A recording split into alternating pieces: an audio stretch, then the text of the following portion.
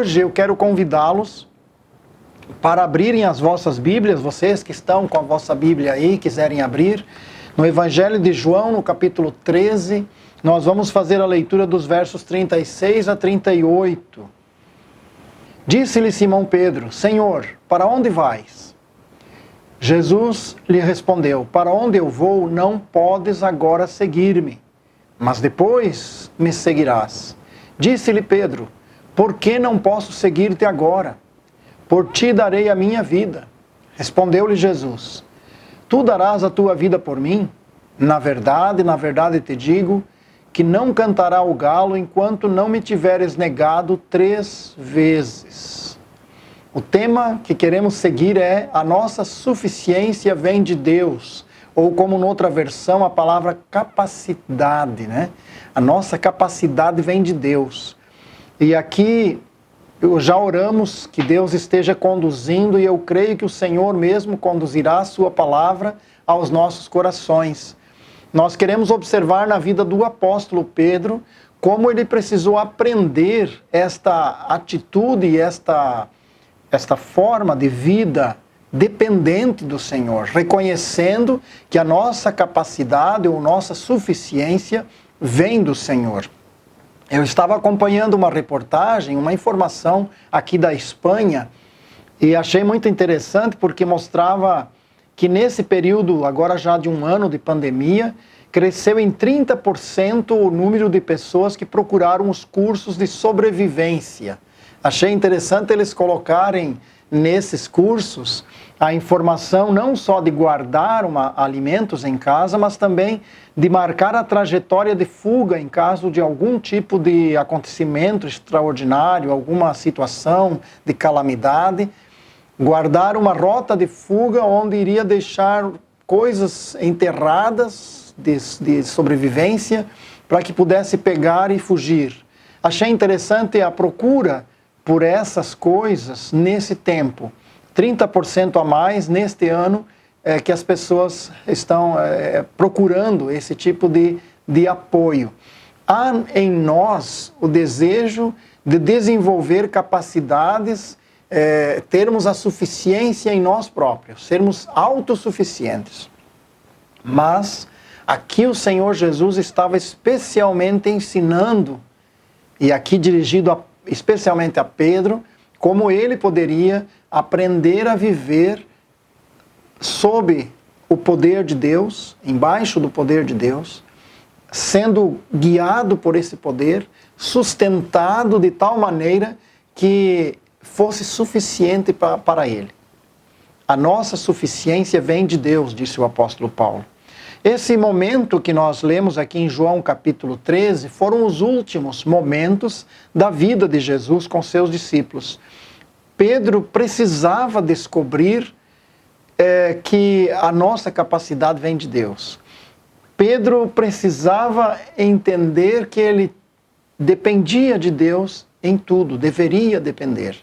E o primeiro momento que nós percebemos nessa experiência do apóstolo Pedro com Jesus é ele e Jesus, ou seja, tu, mestre, e eu.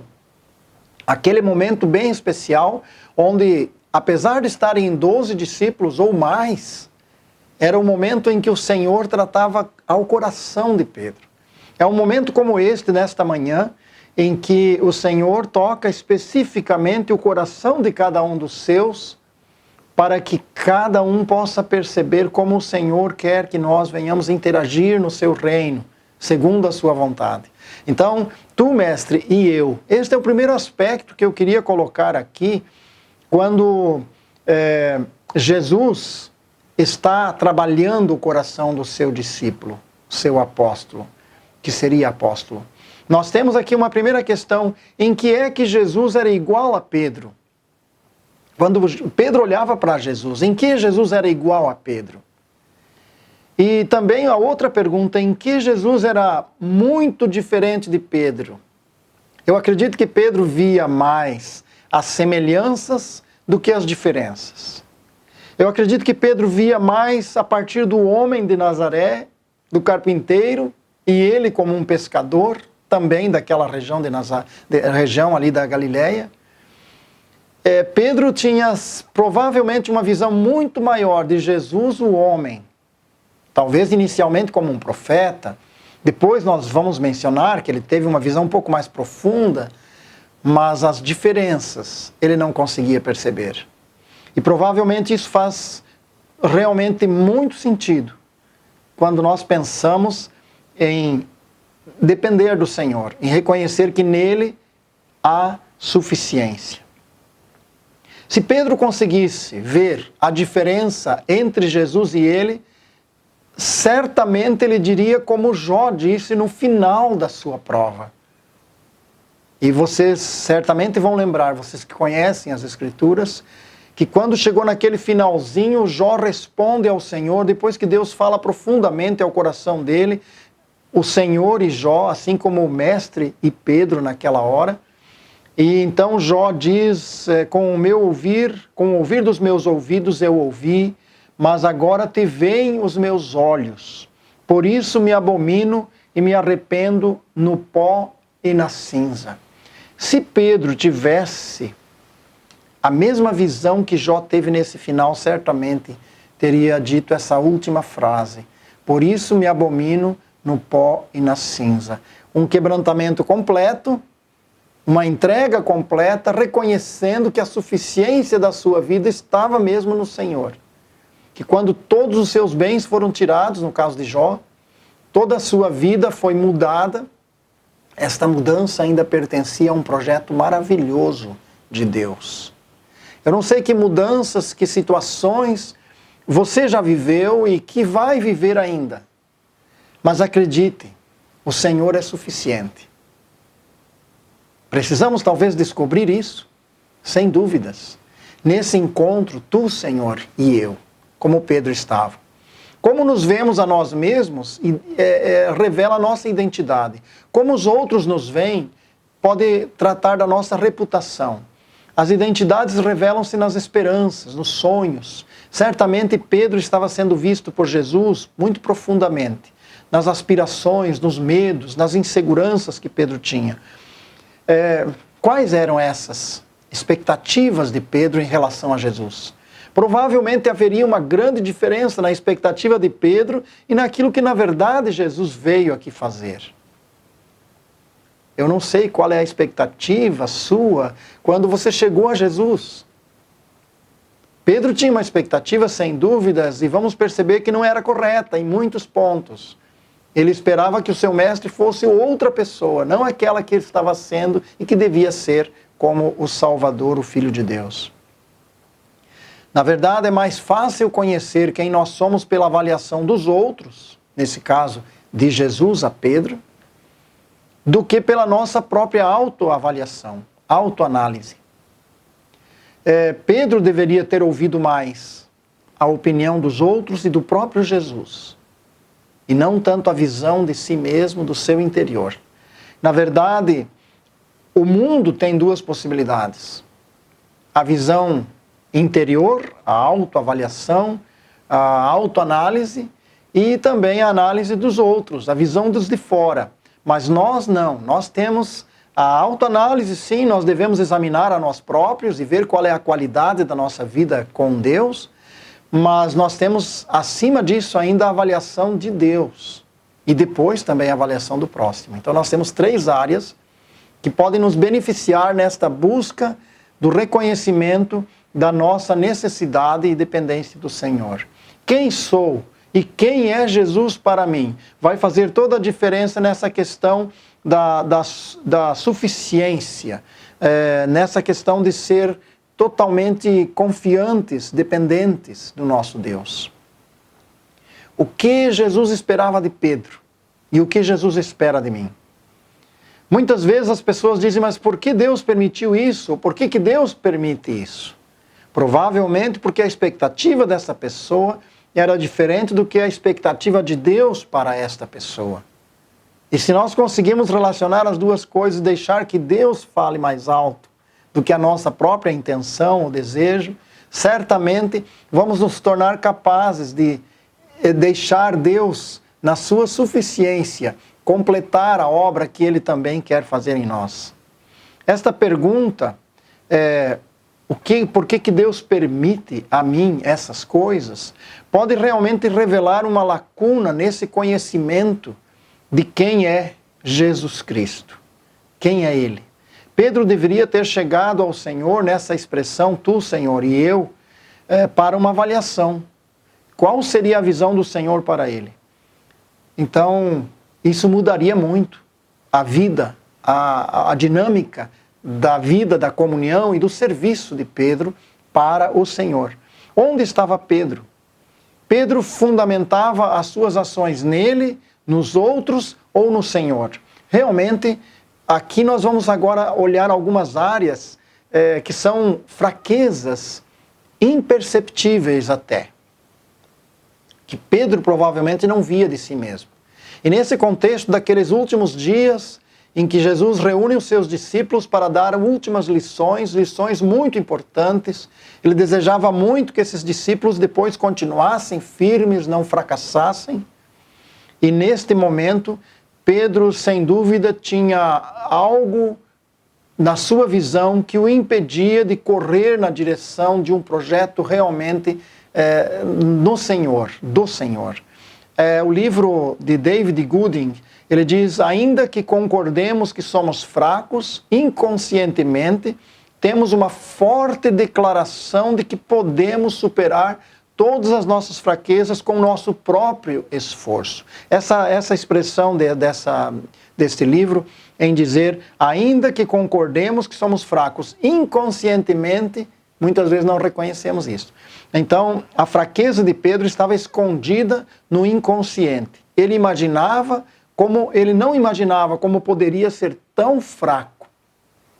Poucas horas depois desse encontro, Pedro iria ser confrontado com a sua insuficiência, que ele realmente não era aquilo que pensava ser, que ele não tinha a força que pensava ter, que ele não conseguiria fazer o que ele desejava fazer, a não ser que Deus o revestisse.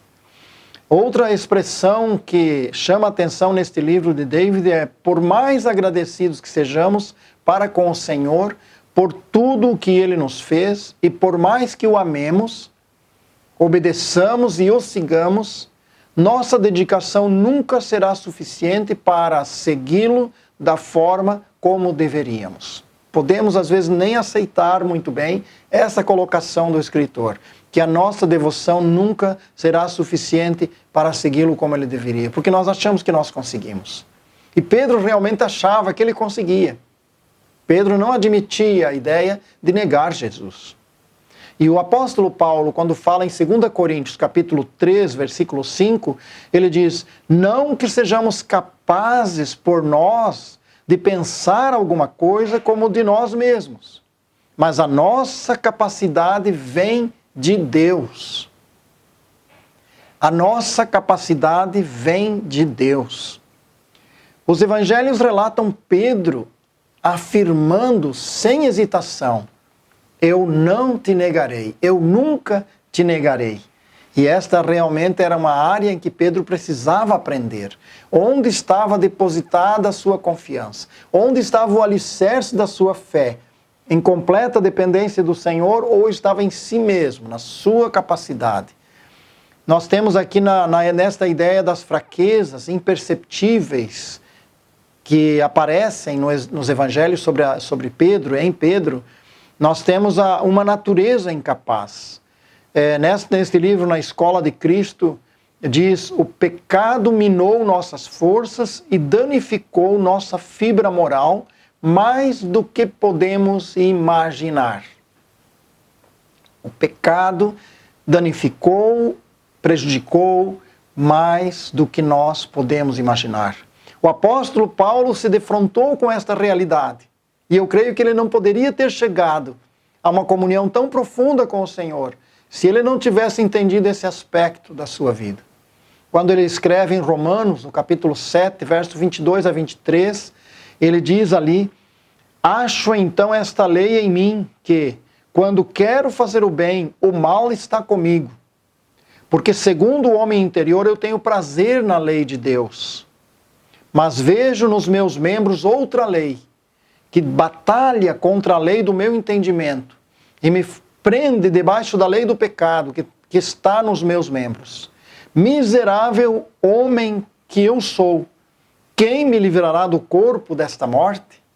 Se parássemos aqui, se a Bíblia não continuasse essa afirmação de Paulo, você estaria olhando para um homem desesperado com a sua própria visão de si mesmo, com a sua realidade interior. Mas ainda bem que o texto não para ali. Eu penso que muitos de vocês lembram como que o texto continua. O texto vai dizer, graças a Deus. Graças a Deus. Porque Paulo agora percebe a fraqueza. Fraquezas que antes eram imperceptíveis, como em muitos momentos da vida de Pedro. E nós temos aqui também a ideia do desejo e da sinceridade de Paulo. Que esse desejo forte e mesmo a atitude mais sincera ainda não eram suficientes para levá-lo a vencer a sua própria natureza tão depravada ou caída ao ponto dele dizer, miserável homem que eu sou. Fraquezas imperceptíveis. O mesmo apóstolo diz, quando escreve em 2 Coríntios capítulo 3, verso 6, ele está tratando exatamente desse tema, da suficiência que vem de Deus, naquele contexto do capítulo 3, ali nós podíamos explorar esse tema, e é de uma forma maravilhosa que Paulo descreve um confronto que tem com os falsos mestres, e como o apóstolo Paulo se depara com argumentos contraditórios e contrários realmente à palavra de Deus, e como Paulo se confronta com essas questões, com esses ensinos, e descreve a suficiência de Deus. Então, nesse versículo 6 do capítulo 3 da segunda carta aos Coríntios, ele diz, o qual nos fez também capazes de ser ministros de um novo testamento, não da letra, mas do Espírito, porque a letra mata e o Espírito vivifica. Quando Paulo estava falando que a letra mata e o Espírito vivifica, ele não estava dizendo a letra escrita aqui nessas escrituras, ele estava dizendo aquela lei cravada em pedra e que não tinha poder de fortalecer o homem, mas apenas de condená-lo pelos seus atos, apenas de iluminar a sua realidade espiritual e dizer, tu estás em pecado, tu estás em trevas, mas não conseguia fortalecê-lo para sair do seu abismo. Então Paulo mostra essa letra que mata, porque não tem força para restaurar, apenas tem força para mostrar claramente, perfeitamente o mal do ser humano, e depois ele diz que esta letra agora o ser humano já não estará mais sujeito a esta escravidão da lei, mas a vida vivificada no Espírito Santo. Jesus revelou a Paulo que pelas obras da lei ele não seria aperfeiçoado, mas na dependência completa do Espírito Santo. Este é um momento de transição na vida de Paulo. O mestre da lei judaica, que de repente reconhece a graça de Deus como o único poder capaz de fortalecê-lo para enfrentar os desafios e vencer. Muitas vezes, muitos crentes estão lutando com forças próprias, muita sinceridade, muito esforço, para serem tão fiéis quanto Deus deseja deles. E acabam sempre fracassando outra vez. Onde está o problema? Exatamente nesse ponto, em entender que a nossa suficiência vem do Senhor. E nós encontramos um relato de Paulo nesse mesmo capítulo 3, ele cita o exemplo de Moisés. Moisés, o grande legislador, o profeta, ou aquele que tinha a qualidade de sacerdote. E Paulo revela algo que lá no Velho Testamento não aparece, mas aqui o Espírito Santo faz questão de trazer à luz para que venhamos a perceber que o melhor dos homens tem um espaço onde ele vai falhar tristemente, vai falhar terrivelmente. Olhe só para a situação de Moisés, no capítulo 3 da segunda carta, o versículo 13. E não somos como Moisés, que punha um véu sobre a sua face, para que os filhos de Israel não olhassem firmemente para o fim daquilo que era transitório. Veja que aqui o Espírito Santo revela a Paulo que houve um momento em que Moisés procurou esconder a realidade do brilho que se desvanecia. Aquele brilho que ele trouxe da montanha depois dos 40 dias de comunhão com o Senhor, e que ele cobriu inicialmente porque os israelitas estavam com receio de olhar para ele por causa do brilho na sua face. Agora esse brilho começa a desvanecer e Moisés não está pondo o véu mais para cobrir o brilho, mas para cobrir o fato de que não havia brilho mais. Para fugir desta avaliação em dizer, olha, não há mais brilho no seu rosto. Isso realmente é algo da vida de Moisés que mostra que a lei não é suficiente, que as obras não são suficientes. É preciso algo mais. Por isso Deus trouxe a graça em Jesus Cristo, para ser suficiente em nós. Quantos crentes percebem que sua glória está desvanecendo e cobrem-se com máscaras? Não as máscaras que usamos agora, mas a máscara para esconder uma fragilidade, uma fraqueza, para não revelar que no interior estamos pobres. É melhor do que colocar o véu, tirá-lo diante do Senhor e renovar a nossa dependência e o poder que vem dele nos revestir para enfrentarmos o desafio. Se quiser viver a velha aliança da lei, terá que usar sim um véu, uma máscara. Porque não conseguiremos fazer isso. Mas se a nossa dependência vem da graça em Jesus, seremos vencedores. Paulo reconhecia que ele era bom, mas não o suficiente. Ele precisava da suficiência em Jesus. Estamos satisfeitos com a nossa capacidade de servir a Deus como cristãos? Estamos satisfeitos com o que temos feito na nossa vida cristã até aqui? Quantos anos você já tem de convertido e o que tens feito para o Senhor? Está satisfeito com isso? Porque se isso não é assim, é preciso recorrer ao Senhor outra vez, ajustar com o Senhor os seus projetos, seus propósitos, sua expectativa, aquilo que realmente Ele quer, desde o momento em que nos salvou. Deus realmente tem algo maravilhoso. Mas olhando a vida de Pedro, voltando a essa condição de Pedro, não somente haviam fraquezas interiores que ele não percebia e precisava se confrontar com o seu mestre, no sentido de observar o que Jesus dizia dele, não apenas o que ele via em si mesmo. Vemos uma outra questão, a questão da instabilidade na vida de Pedro. Quando eu li essa questão da instabilidade e comecei a pensar em Pedro, eu pensei em alguns exemplos, e podíamos citar, por exemplo, a Bolsa de Valores. As notícias alteram a Bolsa de Valores de uma maneira impressionante. Uma má notícia pode levar à queda de muitas bolsas de valores. E assim também a oscilação nas circunstâncias, no nosso mundo pessoal, pode nos levar a altos e baixos muito perigosos. Entrarmos para um momento muito elevado, de emoção muito forte, e acharmos que já estamos sendo transportados para as glórias do reino celestial. E no momento seguinte, cairmos tão profundamente num sentimento de depressão que achamos que estamos já no inferno. Não é isso que aconteceu com Pedro? Veja comigo. Veja esses momentos da vida de Pedro. E uma questão que aparece aqui bem claro na situação é que aqui há uma divisa de tempo, uma fronteira. Era como se Pedro estivesse vivendo na fronteira, na divisa entre dois tempos, que nós podemos então dizer lei e graça. Aquele período antes da morte e ressurreição de Jesus e o período depois. A vida na fronteira. O tempo de Deus. Ali estava uma linha divisória e Pedro não entendia. Pedro não podia compreender. E nós podemos citar alguns exemplos do que eu estou querendo dizer com isso.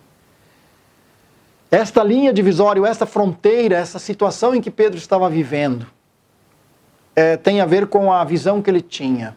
Ele tinha a visão do Messias, o rei. Ele não tinha a visão do Messias, o servo. E por isso, quando Jesus foi lavar os seus pés, ele disse, tu nunca me lavarás os pés. Porque para ele, Jesus era simplesmente o rei, com muita sinceridade, com muito desejo que fosse. Ele não estava entendendo Jesus, o servo. Ele também não estava entendendo o Cordeiro de Deus que tira o pecado do mundo e o leão da tribo de Judá. Ele não estava entendendo esses dois momentos. E Pedro, com isso, manifestou uma instabilidade espiritual muito grande. Além de tudo que eu já citei, nós estávamos ali diante da lei e da graça de Deus. A lei de Deus findava o seu período, como Paulo descreve que ela traria até Cristo. Paulo usou aquela expressão, aquele exemplo do aio, aquela pequena criança que leva até o momento do casamento as alianças para o noivo. E Paulo diz aqui que a lei trazia os servos de Deus do passado até o momento do encontro com o Salvador e onde a graça fosse estabelecida. Quando Paulo escreve sobre isso, ele diz: não que sejamos capazes por nós de pensar alguma coisa como de nós mesmos, mas a nossa capacidade vem de Deus, a nossa suficiência vem de Deus. 2 Coríntios capítulo 3, verso 5, ele diz isso. O qual nos fez também capazes, o versículo 6 diz, o qual nos fez capazes de ser ministros de um novo testamento, não da letra, mas do Espírito, porque a letra mata e o Espírito vivifica. A lei dizia: faça isso e você viverá. A graça diz: estai em mim e eu em vós, porque sem mim nada podeis fazer. Era esse aspecto principal que Pedro não entendia, vivendo desde a infância com esta forte afirmação: faça isso e você vive. E depois o Senhor vem com a graça e diz: esteja em mim e eu em você, porque sem mim nada podeis fazer. Então, meus queridos irmãos, amigos, a nossa visão religiosa que herdamos na nossa natureza já impregnada na nossa vida é que nós temos que fazer, fazer, fazer. A visão da vida sustentada pelo Senhor é muito mais estar no Senhor, na presença do Senhor, na comunhão do Senhor, ouvindo a sua voz, a sua palavra. Isso é que faz a diferença. E Pedro não tinha essa percepção. Ele estava nesta divisa entre lei e graça, vivendo mais por obras do que por graça. E muitas vezes nós, por causa da nossa natureza, vivemos mais por obras do que pela graça de Deus, pelo poder que Deus supre. A interação de Pedro no ministério de Jesus também é muito interessante observar que havia oscilações muito grandes nesse interagir de viver com o Senhor. E nós temos ali uma grande confissão que vocês que estudam a Bíblia certamente lembram. A grande confissão de Pedro, quando Jesus perguntou o que dizem as pessoas, depois perguntou aos discípulos: o que dizem vocês? O Pedro saltou no meio dos discípulos. Posso imaginar ele com aquela intrepidez, com aquela força de expressão, e ele dizer bem alto: tu és o Cristo, Filho do Deus vivo. Que declaração! O Senhor Jesus olhou para ele e disse: tu és bem-aventurado, Simão, filho de Barjonas, porque não foi aqui desse mundo que você tirou essa ideia, não. Você tem esse pensamento porque meu Pai trouxe ao teu coração esta revelação de que eu sou, sim, o Cristo, o Filho do Deus vivo. Mas você olha o seguinte momento da situação de Pedro e você vai ver que agora, em poucos minutos, ele estava nos céus. E agora, em momentos seguintes, onde é que ele está? Quando ele fala da obra de Jesus em Mateus 16, 21 a 23, Jesus passa a descrever a obra que teria que fazer. E então o texto diz: desde então começou Jesus a mostrar aos seus discípulos que convinha ir a Jerusalém e padecer muitas coisas dos anciãos e dos principais dos sacerdotes e dos escribas, e ser morto e ressuscitar ao terceiro dia. E Pedro tomou-a de parte, começou a repreendê-lo, dizendo: Senhor, tem compaixão de ti, de modo nenhum te acontecerá isso. Ele, porém, Jesus, voltando-se, disse a Pedro: para trás de mim, Satanás, que me serves de escândalo, porque não compreendes as coisas que são de Deus, mas só as que são dos homens. Veja a instabilidade, veja em que condição. Primeiro ele está no auge da sua descoberta, descrevendo Jesus Cristo, o Messias prometido, o Filho de Deus. E agora ele cai no abismo, dizendo que Jesus não deveria dar a vida, não deveria morrer, não deveria ser levado à cruz. Isso também é algo impressionante. Nesse momento, Pedro se acha no direito de repreender o Mestre, corrigir o Mestre, corrigir Deus, não admitir a visão de Deus, que esta visão estava correta, impor a Deus a visão humana, desviar Deus dos seus propósitos, pois a sua visão e propósito era melhor. A que ponto o ser humano pode chegar de achar que pode corrigir a Deus? Tu não estás certo, Senhor. Por que permite isso comigo? Porque o Senhor permitiu agora que eu perdesse a saúde, o que eu perdesse o emprego, o que eu perdesse as condições da minha vida, da minha capacidade motora, da minha vida em si. E nós achamos que podemos corrigir Deus, e às vezes até mesmo nos princípios das Escrituras, achamos isso parece que não está muito bem. Na nossa condição social já não combina bem esse princípio. E nós damos mais valor àquelas condições do nosso mundo, em sua sociedade, do que aquilo que a Bíblia descreve. É muito interessante Pedro chamar Jesus à parte e querer dar uma lição em Jesus.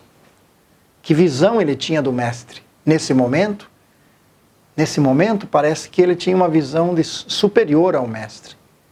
Quantas vezes nós achamos que Deus erra conosco, que Deus não tem mais a visão certa, não pode estar certo, porque isso está acontecendo assim, não pode estar certo. E sabe, esta visão de Pedro ela é interessante, porque esta visão, ela mostra um aspecto de sinceridade muito grande do apóstolo Pedro. E Pedro está realmente mostrando muita sinceridade. Ele quer que o Senhor, lá no lavar os pés, ele não quer que Jesus lave os pés dos discípulos, porque ele vê Jesus como Senhor e não como servo. Em certo sentido, ele está defendendo o Senhor, mas não estava correto.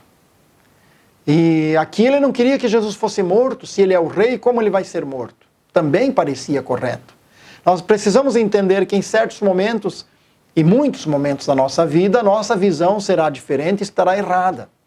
A visão de Deus pode não estar sendo entendida, mas está certa. Isso é muito importante. Nós também podemos pensar que estamos agora numa divisa de tempo. Eu não posso pensar diferente. Pedro estava na divisa do começo do fim. Nós estamos na divisa do tempo, do fim do fim. Se Pedro estava entre a lei e a graça, nós estamos entre o fim da graça e o milênio. Eu não sei quanto tempo temos ainda aí. Nós não podemos saber, mas parece que estamos bem no limite. E este é um momento de transição que gera muitas situações difíceis.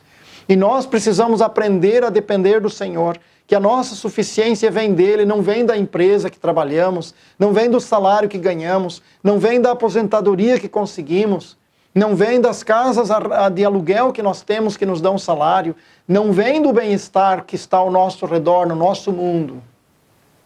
Se a nossa suficiência vem do que nós conseguimos adquirir, do nosso próprio conhecimento, então chegará um momento que esses elementos poderão ser movidos, porque nessa divisa do tempo há coisas extraordinárias que estão acontecendo. E por isso que aquela igreja, quando estava entre a lei e a graça, aquela igreja passou por um momento muito difícil. E a Bíblia diz que muitos deles perderam as suas casas, tiveram que fugir, muitos foram mortos por causa da sua fé. E se nós estamos na divisa do tempo, neste fim de tempos, qual é a situação que pode ocorrer com a sua vida, com as nossas vidas? E que nós talvez não estejamos preparados para dizer, eu dependo de Ti, Senhor. E acabamos entrando em desespero porque perdemos isso ou perdemos aquilo. Eu creio que esse é o momento de chegar ao Senhor, Tu, Senhor, e eu. Eu quero compreender, eu quero saber. E quando eu não souber, eu quero descansar. E quando eu não tiver respostas, eu quero confiar. E quando eu me deparar com a Tua realidade, eu quero reconhecer a minha fragilidade. Sabe, é muito necessário que nós possamos ver a nossa suficiência, provar que a nossa suficiência vem mesmo do Senhor. Agora, olhando uma questão um pouco mais, já indo para o final dessa questão do Pedro, vamos olhar a transformação do apóstolo. Porque Jesus tinha um projeto, e Jesus não desistiu desse projeto. Mesmo quando Pedro o negou terrivelmente, Jesus não desistiu. A transformação aparece naquela colocação que Jesus fala: Pedro, agora tu não entendes, depois tu entenderás. Sabe, irmãos, muitas coisas nós não entendemos agora. Nós vamos entender um dia. Nós vamos entender. Não devemos nos desesperar pelo que não entendemos, mas confiar que Deus trabalha com aquilo que nós sabemos. E que aquilo que não sabemos, Ele sustenta para nós. Então é muito interessante quando aparece capítulo 13 de João, verso 36, disse-lhe Simão Pedro: Senhor, para onde vais? Jesus lhe respondeu: para onde eu vou não podes agora seguir-me, mas depois me seguirás. Quando esse escritor David escreve, ele diz: onde estava o problema de Pedro? O problema é que ele não se conhecia tão bem quanto Cristo o conhecia. Nós achamos que nós nos conhecemos, nós sabemos quem somos, sabemos como resolver os nossos dilemas, mas na verdade o Senhor conhece melhor. O Senhor sabe onde estamos, quais são os nossos dilemas e o que Ele quer produzir a partir disso para nos tornar mais e mais confiantes nele, capacitados por Ele, porque a nossa capacitação deve vir do Senhor, não mais por força do homem, mas por graça de Deus. Acreditamos que o Senhor nos conhece melhor do que a nós mesmos, do que nós mesmos nos conhecemos? Acreditamos que o Senhor tem um plano melhor no nosso amanhã? Como isso muda o nosso hoje? Se acreditamos na suficiência do Senhor em nos levar a esse depois entenderás. Como é que nós vamos viver se nós acreditamos que o Senhor é suficiente? Quantas coisas você não entende hoje e isso talvez deprime o teu coração. Você pode acreditar que o Senhor vai te levar a esse momento, a esse depois, onde vamos entender, onde o problema será resolvido, onde a suficiência será percebida de forma mais ampla possível, completa. Suficiência nele, no Senhor.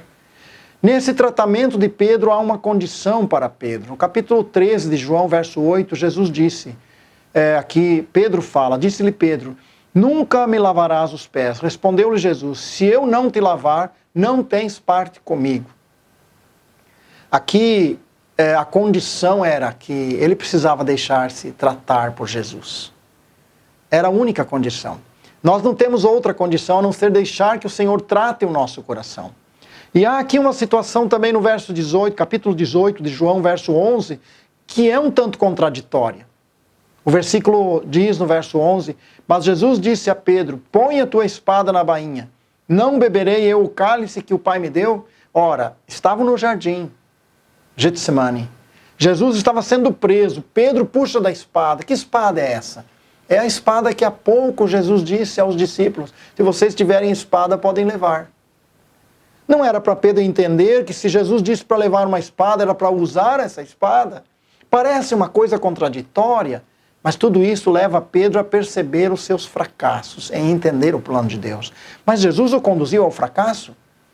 Era a única maneira que Jesus tinha para levá-lo a perceber a sua dependência de Deus. Muitas vezes nós somos chamados por Deus, mas nós insistimos em caminhos que não são os corretos. Muitas vezes Deus tem que dizer: então vá. Como disse a Balaão, aquele profeta. Então vai agora, Balaão, agora você vai. E mesmo quando Balaão diz: não, se o Senhor não quer que eu vá, eu não vou. Agora você vai. Por que você vai? Você acha que pode defender o mestre, que ele não deve perder a vida, que ele não deve entregar a sua vida, Pedro? Então leva uma espada.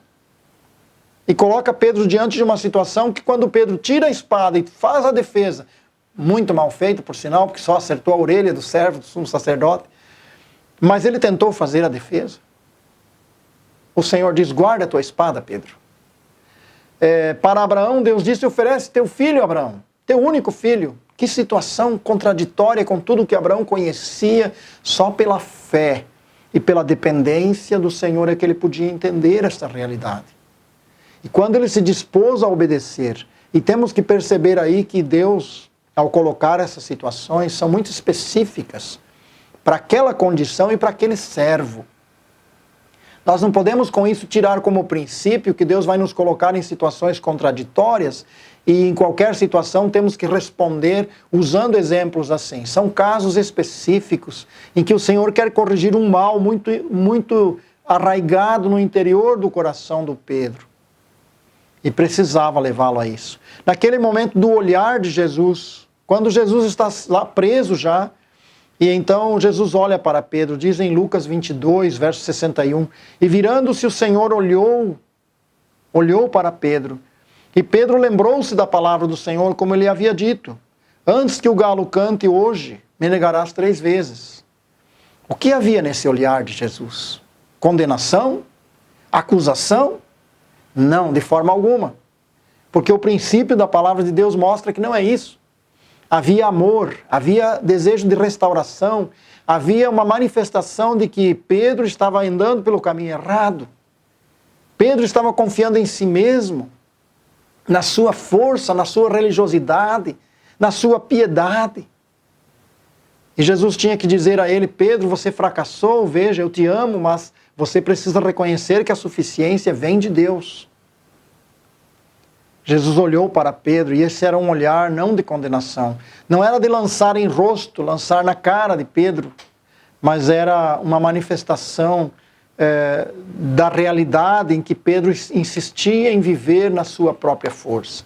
Insistia em lutar pelo seu próprio mundo, pela defesa dos seus próprios ideais e perdeu a visão de que a graça é o único poder suficiente para conduzir o homem.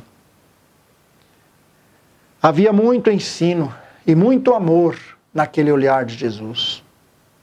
Pedro precisava aceitar que a capacidade vinha de Deus. Uma senhora cristã certa vez disse: não foram poucos os momentos que me vi frustrada, sendo o melhor que eu podia ser, mas aquilo era insuficiente. E esta pode ser a sua realidade. Sendo o melhor que podia ser, mas ainda era insuficiente. E olhando mais um aspecto aqui, o depois na vida de Pedro, vejamos esse momento, o depois. E esse depois depende muito do ouvir agora. Respondeu Jesus e disse: o que eu faço não o sabes tu agora, depois entenderás. Quando ele disse: nunca me lavarás os pés, Jesus disse: se eu não te lavar os pés, não tens parte comigo, você precisa entender.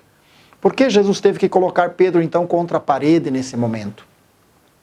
Por que Jesus teve que conduzir Pedro pelo caminho do fracasso para levá-lo à suficiência em Deus? Jesus precisava permitir a insuficiência do Pedro para que viesse à tona essa realidade, mas Jesus amou até o fim. E esta é uma verdade fundamental para você, para mim, para cada um dos que creem no Senhor. O Senhor nos ama até o fim. Até o fim Ele amou os seus. O que Deus está permitindo em sua vida, será que Ele está permitindo que depois de ouvir a sua palavra e crer na sua suficiência, será que você tem conseguido crer nisso, que Ele é suficiente? O conflito vinha sim de um fundamento certo. Ele pensava em Jesus como Senhor. Vinha de uma atitude sincera. Eu quero que todos vejam que Ele é o Senhor, mas ainda assim estava errado. O conflito será respondido ao aceitar que Deus tem caminhos que não entendemos, mas devemos concordar com aquilo que compreendemos da Escritura e vivê-la. Que a verdade prática deve ser vivida agora, mesmo que eu não tenha a visão do amanhã. Depois, nós vemos também o momento do choro amargo. Diz que Pedro, quando o olhar de Jesus tocou os seus olhos, virando-se o Senhor olhou para Pedro e Pedro lembrou-se da palavra do Senhor, como lhe havia dito, antes que o galo cante, hoje me negarás 3 vezes. Saindo Pedro para fora, chorou amargamente. Você já experimentou chorar diante do Senhor, reconhecendo, como Jó podia dizer, eu me abomino no pó e na cinza? Nós temos um momento de restauração no capítulo 21 também, que vale a pena lembrar aqui. Ele queria estar com o Senhor. E então disse-lhe terceira vez: Simão, filho de Jonas, amas-me? Vocês lembram desse tema? Quando Jesus ressurreto chama Pedro para uma conversa e faz 3 vezes a mesma pergunta: tu me amas? E que no final ele diz: então apacenta as minhas ovelhas. Eu acho que esse foi o momento em que Pedro agora reconhece toda a sua força, todo o seu poder foi agora entregue à completa convicção de que o Senhor era o único capaz de conduzi-lo. Quem somos? Quem é Jesus para nós? Quando alguém pergunta por que Deus permite isso em minha vida, não seria uma falta de convicção da suficiência de Deus? É preciso realmente ver isso. Chegue ao Senhor para uma avaliação. Veja onde Pedro estava. Pedro fundamentava as suas ações nos outros e nele próprio. Precisava compreender e fundamentar no Senhor. Como está essa trajetória de fracasso ou de vitórias na sua vida? Quais têm sido os fracassos e por quê? E como tem sido a vitória? Como isso tem te levado a conhecer mais o Senhor? Essa trajetória em Pedro, sem dúvida, poderia ser um caminho mais curto, sem tantos fracassos. Lembro-me de Israel quando foi para a terra da promessa e que também foi por caminho mais difícil, porque não estava adaptado, acomodado ao conceito da vida com Deus. É preciso ver. Esse escritor, David, ele nos coloca diante de uma oração que no seu livro ele diz que faria. E eu trago a vocês esta oração. Ele diz: Senhor, eu não posso acreditar no que dizes, pois não sou esse tipo de homem. Pensando em Pedro, né? Eu não acho que eu possua a fraqueza a qual te referes.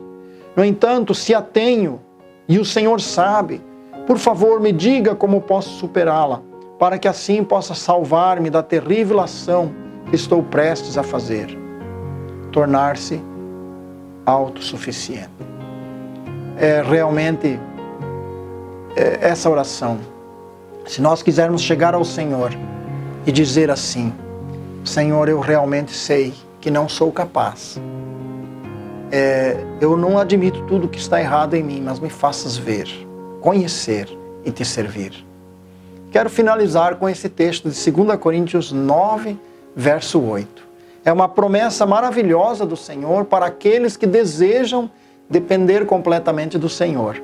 Aqui diz: e Deus é poderoso para tornar abundante em vós toda a graça, a fim de que, tendo sempre em tudo toda a suficiência, superabundeis em toda a boa obra.